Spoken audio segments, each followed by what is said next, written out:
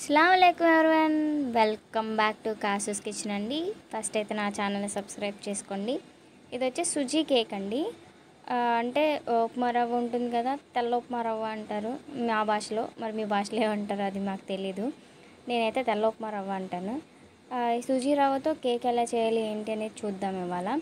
So దీనికి వచ్చేసి నేను డిస్క్రిప్షన్లో ఇచ్చేస్తాను మీకు ఏమేమి యాడ్ చేయాలి అనేది.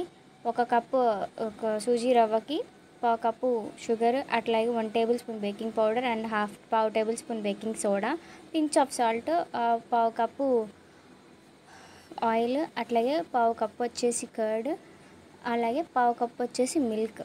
ఇవన్నీ కూడా మనం యాడ్ చేసుకోవాలండి. సో దీనికి ఫస్ట్ అయితే ఒక బౌల్లో ఒక కప్పు వరకు సుజీ రవ్వ తీసుకున్నాము. ఒక సుజీ రవ్వ మీరు మిక్సీ పట్టేసుకొని వేసుకున్నా కూడా బాగుంటుందండి. నేనైతే మిక్సీ పట్టలేదు, మీరు మిక్సీ పట్టి కూడా వేసుకోవచ్చు.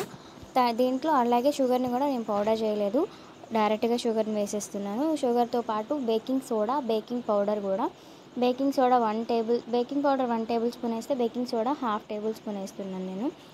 ఇవి రెండు అన్నీ వేసినాక వీటన్నిటిని మంచిగా ఒకసారి పించ్ ఆఫ్ సాల్ట్ వేసుకొని అన్ని రా మెటీరియల్స్ అన్నీ కూడా మంచిగా ఒకసారి మిక్స్ చేసుకుందామండి. ఇదంతా మంచిగా మిక్స్ చేసుకున్నాక దీంట్లో 1/4 కప్ ఆఫ్ ఆయిల్ అనేది యాడ్ చేస్తున్నాను. నేను ఇది ఓన్లీ ఫ్లేవర్లెస్ ఆయిల్ అంటే సన్ఫ్లవర్ ఆయిల్ కానీ రిఫైన్డ్ ఆయిల్ కానీ వేస్తున్నాను. అంతేగాని శనగ నూనె అవన్నీ ఏమి యాడ్ చేయట్లేదు. ఓన్లీ సన్ఫ్లవర్ ఆయిల్ అంటే ఫ్లేవర్లెస్ ఆయిల్ అనేది యాడ్ చేస్తున్నాను నేను. ఇదంతా మంచిగా ఒకసారి మిక్స్ చేసుకుందాము.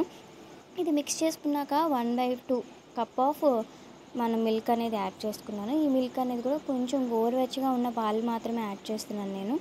ఇవంతా మంచిగా వేసి మంచిగా ఒకసారి మిక్స్ చేసుకుందాం మనము. ఇదంతా మిక్స్ చేసుకున్నాక ఇది ఏదైతే మన మిక్చర్ ఉందో ఇదంతా మిక్స్ చేసుకొని ఒక హాఫ్ అన్ అవర్ వరకు కూడా దీన్ని మనం మ్యారినేట్ చేసుకోవాలి. ఎందుకంటే రవ్వ అనేది నానాలండి.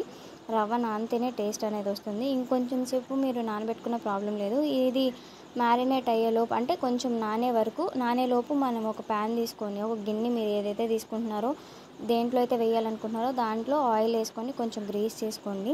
చూస్తున్నారు కదా మంచిగా అది ఉబ్బిపోయింది. పాలు పోసి మొత్తం మ్యారినేట్ చేసినాక మంచిగా ఉబ్బిపోతుంది. అట్లాగా దీంట్లో పావు కప్పు పాలు పావు కప్పు వేసాము, పెరుగు కూడా పావు కప్పే వేస్తున్నాము. మెజర్మెంట్స్ అన్నీ నేను మళ్ళీ కావాలంటే మీకు డిస్క్రిప్షన్లో ఇస్తాను నేను. ఇదన్నీ కూడా నేను మన ఆల్ఫాలో తీసుకున్నానండి మెజర్మెంట్స్ కప్ అనేది, ఎక్కడైనా దొరుకుతున్నాయి ఇప్పుడు. సో ఇదంతా మంచిగా కట్ అండ్ ఫోల్డ్ మెథడ్లో నేను అనేది మంచిగా మిక్స్ చేసుకుంటున్నాను. ఇదంతా మిక్స్ చేసుకున్నాక చూస్తున్నారు కదా ఈ కన్సిస్టెన్సీలో ఉంది. మనం ఏదైతే ఆల్రెడీ ఆయిల్ గ్రీస్ చేసిందో దాంట్లో వేసేసుకొని మనం మీరు కావాలంటే ఒక మందపాటి కుక్కర్ తీసుకున్నాను నేను. ఆ కుక్కర్ని ఆల్రెడీ ప్రీహీట్ చేస్తే ఒక 10 మినిట్స్ ప్రీహీట్ చేసి పక్కకు పెట్టుకోండి.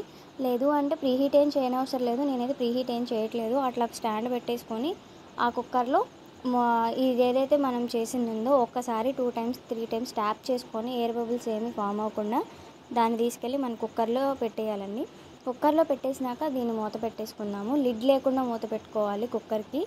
అది లిడ్ లేకుండా కుక్కర్కి మూత పెట్టేసుకుంటే ఒక 30 మినిట్స్ కుక్ అయిపోతుంది. మంచిగా కుక్ అయిపోతుంది. చూస్తున్నారు కదా ఎంత మంచిగా కుక్ అయిపోయిందో.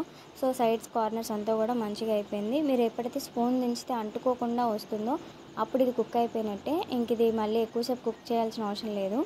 సో చూస్తున్నారు కదా, అదే పేషెన్స్ ఉండాలండి కుక్ చేయడానికి. అయితే టైం పడుతుంది, అంత పడుతుందని టెన్షన్ పడకుండా చిన్నగా లో ఫ్లేమ్లో కుక్ చేసుకుంటే హై ఫ్లేమ్లో పెట్టద్దు, మాడిపోతుంది. అలా స్పాచ్లో పెట్టి సైడ్ కార్నర్స్ అంతా తీయండి. నేను వేడిగా ఉన్నప్పుడు తీసా కొంచెం ఆత్రం ఆగక. సో అట్లా అయిపోయింది, కానీ టేస్ట్ మాత్రం బాగా వచ్చింది. చక్రి సార్, ఈ వీడియో మీకోసమేనండి. మీరు చెప్పారనే దీన్ని నేను వీడియో చేసి మాట్లాడుతున్నాను, వాయిస్ ఇస్తున్నాను. నేను దీన్ని అప్లోడ్ చేస్తాను.